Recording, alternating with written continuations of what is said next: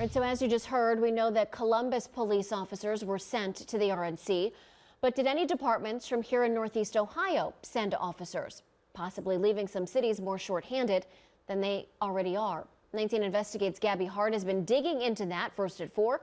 She's here now with what she has uncovered. Gabby. Well, we know more than 100 outside agencies were brought into Milwaukee, at least 4,000 police officers from 24 states and D.C. to help with security at the RNC. From Northeast Ohio to Milwaukee, 40 Ohio State troopers, 18 Cuyahoga County deputies, 7 Akron police officers, and 2 mounted Cleveland Metro Parks officers are on the ground to help with security for the duration of the Republican National Convention.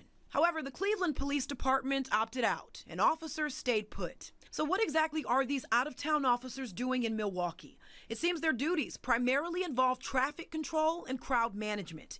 And according to the Urban Milwaukee, that is because they aren't required to follow the city's body cam policy, but instead they're expected to follow their hometown agency's policies when it comes to those body cams. And some of those agencies don't have a policy at all. So they're assigned to jobs and tasks that don't require direct interaction with community members.